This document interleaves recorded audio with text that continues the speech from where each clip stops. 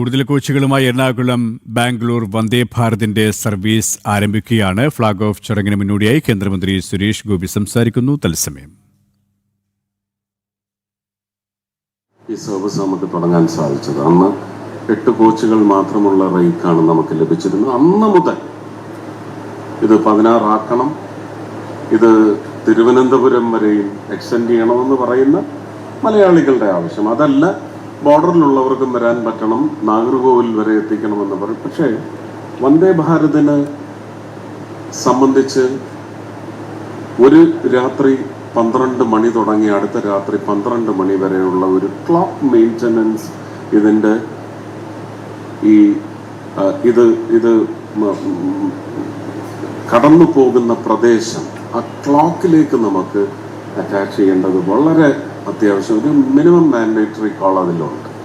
അതിൻ്റെ പശ്ചാത്തലത്തിലാണ് ഇപ്പോൾ മഡ്ഗാവിൽ നിന്ന് വന്ന അപേക്ഷ മുഴുവൻ കണ്ണൂർ വരെയെങ്കിലും, അത് പ്രത്യേക അതിനുള്ള കാരണങ്ങളും പറയുന്നുണ്ട്, അത് കോഴിക്കോട് വരെയെങ്കിലും എന്ന് കോഴിക്കോട് ചേംബർ ഓഫ് കോമേഴ്സിൻ്റെ ശക്തമായ അവകാശവാദം തന്നെ മുന്നോട്ട് വെച്ചുകൊണ്ടുള്ള ആവശ്യം ഉന്നയിക്കപ്പെട്ടതിൻ്റെ പശ്ചാത്തലത്തിൽ അത് പേഴ്സണലായിട്ട് കോഴിക്കോട് വരെയെങ്കിലും ഈ ക്ലോക്ക് നമുക്ക് മെയിൻറ്റെയിൻ ചെയ്താൽ മാത്രമേ മതിയാവൂ. ഇതേ റേക്ക് അവിടെ പോയി ഒരു മിനിമൽ മെയിൻ്റനൻസ് നടത്തി പിന്നെ 6 ദിവസം ഓടി 1 ദിവസം ഇതിനുള്ള ഒരു ജസ്റ്റേഷൻ പീരിയഡ് പോലെ വെച്ച് അങ്ങനെ ആണ് ഇത് ഈ സർവീസ് നടത്തിക്കൊണ്ടിരിക്കുന്നത്.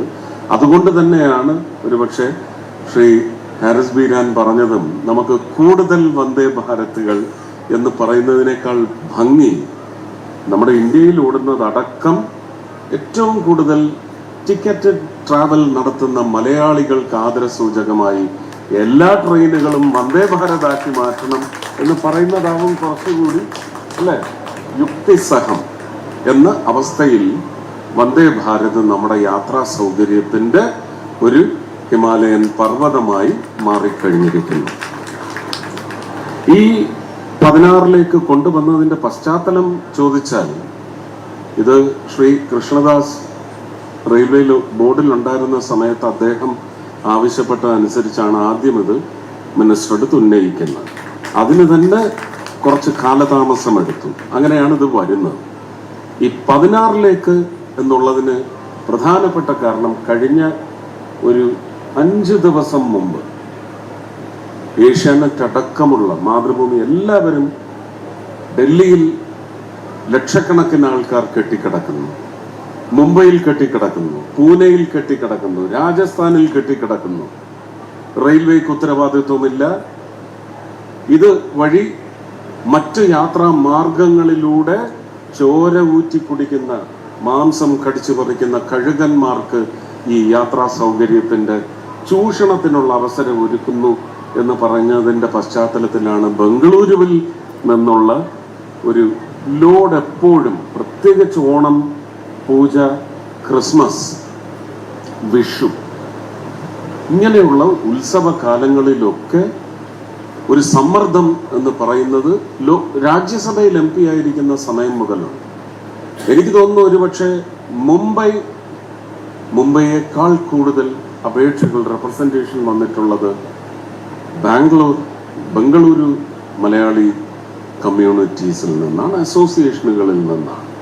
അവരുടെ വിവിധ തരത്തിലുള്ള ആവശ്യങ്ങളാണ് മുന്നോട്ട് വന്നിട്ടുള്ളത്. ഈ 4 ദിവസം മുമ്പ് ചാനലുകൾ എയർ ചെയ്ത് ഒരിത്തിരി blown up beyond a certain acceptable or imaginable size, അങ്ങനെ ഒരു ന്യൂസ് വന്നതിൻ്റെ പശ്ചാത്തലത്തിലാണ് മിനിസ്റ്റർ നേരിട്ട് വിളിച്ച് ഇത് ബംഗളൂരുവിനെങ്കിലും, കാരണം ഇതുകൊണ്ട് യാത്ര ചെയ്യുന്ന കുഞ്ഞുങ്ങളോ അല്ലെങ്കിൽ മുതിർന്നവരോ അല്ല ബെനിഫിറ്റ് ചെയ്യുന്നത്. ഓണത്തിന് ഒരുമിച്ചിരുന്ന് അവസാനത്തെ ഓണമായിരിക്കും ഇത് എന്ന് വിചാരിക്കുന്ന അച്ഛനമ്മമാർ, മുത്തശ്ശൻ മുത്തശ്ശിമാർ, അവർക്ക് ആ അതിഥികളെ മുഴുവൻ അവരുടെ ചോര ബന്ധമായാലും ശരി തന്നെ, മിത്ര ബന്ധമായാലും ശരി തന്നെ, അവരെ ഒന്ന് എത്തിക്കുന്നതിനുള്ള സൗകര്യം ഇതൊന്ന് ഇരട്ടിപ്പിച്ച് കിട്ടേണ്ട ആവശ്യം ഒരു 10 മാസമായിട്ട് നിലനിൽക്കെങ്കിൽ ആദ്യത്തെ തലോടൽ ഇതിലാവണമെന്ന് പറഞ്ഞതിൻ്റെ പശ്ചാത്തലത്തിൽ 10 മണിക്കൂറിനുള്ളിലാണ് മിനിസ്റ്റർ റിട്ടോർട്ട് ചെയ്തത്. ഇത് അംഗീകരിച്ചിരിക്കുന്നു, അപ്രൂവ് ചെയ്തിരിക്കുന്നു, റെയിൽവേ ബോർഡിന് നൽകി കഴിഞ്ഞിരിക്കുന്നു എന്ന് പറഞ്ഞത്. പക്ഷെ അന്നേരവും ശ്രീ വിവേകാനന്ദനോട് അന്വേഷിച്ചപ്പോൾ പറഞ്ഞത് ഡേറ്റ് പറഞ്ഞിട്ടില്ല, ഇത് എന്ന് റോൾ ചെയ്യും എന്ന് പറഞ്ഞിട്ടില്ല.